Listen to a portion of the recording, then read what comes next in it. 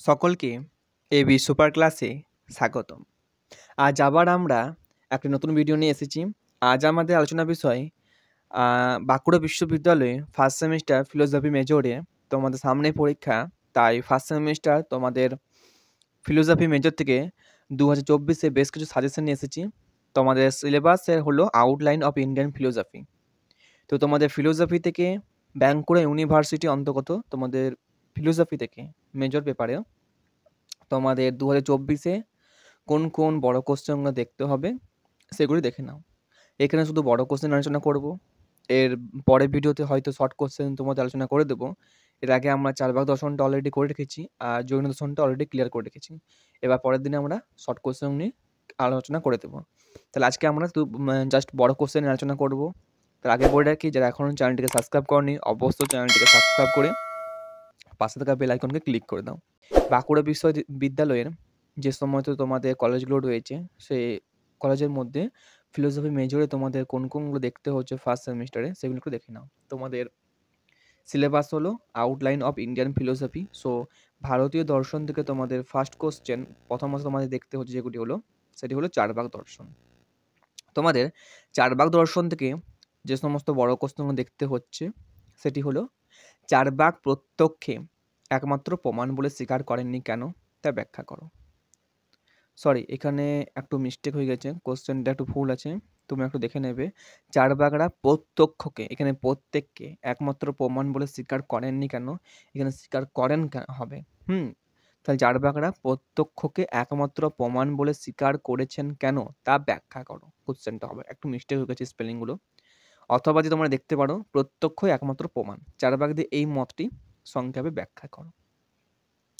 Next তোমরা দেখবে 4 ভাগরা অনুমানকে প্রমাণ বলে স্বীকার করেননি কেন, তা ব্যাখ্যা করো। তোমাদের মোস্ট ইম্পর্টেন্ট দুটো কোশ্চেন, সেটা হলো প্রত্যক্ষটা আর একমাত্র অনুমানটা। এই দুটো কোশ্চেন তোমরা 4 ভাগ দর্শন থেকে দেখে যাও, পরীক্ষায় তোমাদের আসার চান্স ভেরি ইম্পর্টেন্ট, তোমরা আসবেই।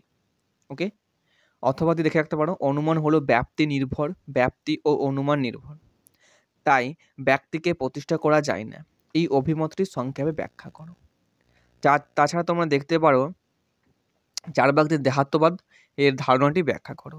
বা দেহই হলো আত্মা, আত্মার রূপে কোনো অস্তিত্বই ভিন্ন সত্তা নেই। 4 ভাগ দিয়ে এই অভিমতটি ব্যাখ্যা করো। নেক্সট তোমরা দেখবে 4 ভাগ জড়বাদ ধারণটির সংক্ষেপে ব্যাখ্যা করো, অথবা দেখতে পারো 4 ভাগ জড়বাদ তত্ত্বটির সংক্ষেপে ব্যাখ্যা করো। আর দেখবে 4 ভাগ দর্শনে ভূত চৈতন্যবাদ ধারণটির সংক্ষেপে ব্যাখ্যা করো। ভূত চৈতন্যবাদ খুব ইম্পর্টেন্ট কোশ্চেন। তাছাড়া দেখতে পারো ভূত চতুষ্টয়বাদ, এই দুটো কোশ্চেনে খুব ইম্পর্টেন্ট, তোমরা এখানে দেখে রাখতে পারো। তাছাড়া তোমরা দেখবে 4 ভাগ জড়বাদী অনুযায়ী পুরুষার্থের ধারণাটি ব্যাখ্যা করো। অথবা দেখতে পারো কামই হলো পরম পুরুষার্থ, 4 ভাগ দিয়ে এই অভিমতটি সংক্ষেপে ব্যাখ্যা করো। তাহলে 4 ভাগ দর্শন থেকে হলো। এবার দেখবে তোমরা ন্যায় দর্শন থেকে। ন্যায় দর্শন থেকে তোমাদের যে কোশ্চেনগুলো দেখতে হচ্ছে সেগুলি হলো ন্যায় মতে প্রত্যক্ষে লক্ষণ দাও, খুব ইম্পর্টেন্ট কোশ্চেন। আর দেখবে নিবিকল্প প্রত্যক্ষ বলতে কি বোঝো, নিবিকল্প প্রত্যক্ষ সম্পর্কে আলোচনা করো। নেক্সট এখানে স্বার্থানুমান বৈশেষিক মতে বিশেষ পদার্থটির স্বরূপ ব্যাখ্যা করো। এখানে বৈশেষিক অ্যাড করা হয়ে গেছে, একটু দেখে নেবে, কারণ কোশ্চেনগুলো আমাকে লেখার সময় না একটু ভুল হয়ে গেছে, এদিক ওদিক হয়েছে। এখানে তোমরা বৈশেষিক দর্শন দিয়ে তোমরা লিখে রাখতে পারো বৈশেষিক মতে বিশেষ পদার্থটির স্বরূপ ব্যাখ্যা করো। আর বৈশেষিক পদার্থ স্বীকারে বৈশেষিকদের যুক্তি কি ছিল তা লেখো। এখান থেকে তোমরা বৈশেষিক দর্শনে সেটি অ্যাড করে নেবে। স্বার্থানুমান বলতে কি বোঝো, স্বার্থা অনুমান ও পদার্থ অনুমানের মধ্যে পার্থক্য আলোচনা করো। নেক্সট ন্যায় মতে কারণের লক্ষণ দাও, কারণের লক্ষণটি যুক্তি সাপেক্ষে ব্যাখ্যা করো। নেক্সট ন্যায় মতে কারণ কয় প্রকার ও কী কী, প্রত্যেকটি কারণ সংক্ষেপে উদাহরণ সহ আলোচনা করো। নেক্সট তোমরা দেখবে লৌকিক প্রত্যক্ষ কাকে বলে, বিভিন্ন প্রকার লৌকিক প্রত্যক্ষ সংক্ষেপে আলোচনা করো। আর দেখবে অলৌকিক প্রত্যক্ষ কাকে বলে, বিভিন্ন প্রকার অলৌকিক প্রত্যক্ষ সংক্ষেপে আলোচনা করো। ওপর একটি বৈশেষিক দর্শন থেকে ছিল, সেই বৈশেষিক দর্শনের কোশ্চেনটি এখানে অ্যাড করে নেবে। বৈশেষিক সম্মত পরমাণুবাদ ব্যাখ্যা করো। বৈশেষিক মতে বিশেষ পদার্থটির স্বরূপ ব্যাখ্যা করো। বিশেষ পদার্থটির স্বীকারে বৈশেষিকদের যুক্তি কি তা লেখো। তাছাড়া তোমরা দেখতে পারো বৈশেষিক মতে দ্রব্য কি, বিভিন্ন প্রকার দ্রব্যগুলির সংক্ষেপে আলোচনা করো। মোস্ট ইম্পর্টেন্ট কোশ্চেন বৈশেষিক দর্শন থেকে, তোমরা এই কোশ্চেনটা প্রায় দেখে রাখতে পারো। আর দেখতে পারো সামান্য লক্ষণ দাও, সামান্য কয় প্রকার ও কি কি তা সংক্ষেপে আলোচনা করো, সামান্য কোশ্চেনটা। আর দেখবে বৈশেষিক মতে অভাব কি, বিভিন্ন প্রকার অভাবের ধারণাগুলি ব্যাখ্যা করো। এবার আসছে তোমাদের বৌদ্ধ দর্শন। তোমাদের বৌদ্ধ দর্শন থেকে তোমাদের যে কোশ্চেনগুলো দেখতে হচ্ছে, আপাততভাবে তোমরা না এই বছর বৌদ্ধ দর্শনটা, চার্বাক দর্শনটা আর এই বৈশেষিক দর্শনটা ভালো করে দেখে যাও। কারণ আগের বছর এই ৩ টে চ্যাপ্টার থেকে না তেমন হয়তো তোমাদের কোশ্চেন এতটা আসেনি। এবার আসার চান্সটা খুবই আছে। তো তোমরা বৌদ্ধ দর্শন থেকে তোমরা যে কোশ্চেনগুলো দেখবে সেটি হলো বৌদ্ধ দর্শন অনুসারে প্রতিতত্ত্ব সম্পদ বা ধারণাটি ব্যাখ্যা করো। খুব ইম্পর্টেন্ট কোশ্চেন। বা অথবা তোমরা দেখতে পারো বৌদ্ধ দর্শন অনুসারে ক্ষণিকবাদ ও ক্ষণিকবাদ তত্ত্বটি ধারণাটির সংক্ষেপে ব্যাখ্যা করো। আর দেখবে বৌদ্ধদের আত্মা সম্পর্কীয় অভিমতটি সংক্ষেপে ব্যাখ্যা করো। আর দেখবে বৌদ্ধ দর্শন অনুসারে ভবচক্রের ধারণাটি সংক্ষেপে ব্যাখ্যা করো। তাছাড়া তোমাদের একটাই কোশ্চেন, দ্বাদশ নিধানের ধারণাটি সংক্ষেপে ব্যাখ্যা করো। আর দেখবে মোস্ট ইম্পর্টেন্ট একটি কোশ্চেন, বৌদ্ধ দর্শন অনুসারে 4টি আর্য সত্য সংক্ষেপে ব্যাখ্যা করো। খুব ইম্পর্টেন্ট কোশ্চেন বৌদ্ধ দর্শন থেকে। তোমরা এই কোশ্চেনটা দেখে গেলে তোমরা প্রায় দ্বাদশ নিধান এবং ভবচক্রের 3টি কোশ্চেন কিন্তু হয়ে যাবে। এবার তোমরা জৈন দর্শন থেকে তোমাদের যে কোশ্চেনগুলো দেখতে হচ্ছে সেটি হলো জৈন দর্শন অনুসারে অনেকান্তবাদের ধারণাটি সংক্ষেপে ব্যাখ্যা করো।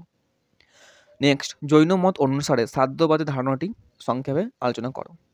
আর তোমরা দেখবে জৈন মত অনুসারে সপ্তভঙ্গি নয়ের ধারণাটি, খুব ইম্পর্টেন্ট কোশ্চেন এটি, সপ্তভঙ্গি নয়। আর দেখবে জৈন মত অনুসারে দ্রব্য গুণ ও পর্যায়ের ধারণাগুলো সংক্ষেপে ব্যাখ্যা করো ও তাদের সম্বন্ধে নির্ণয় করো। নেক্সট তোমরা দেখবে জৈন মত অনুসারে পুদগলের ধারণাটি সংক্ষেপে ব্যাখ্যা করো।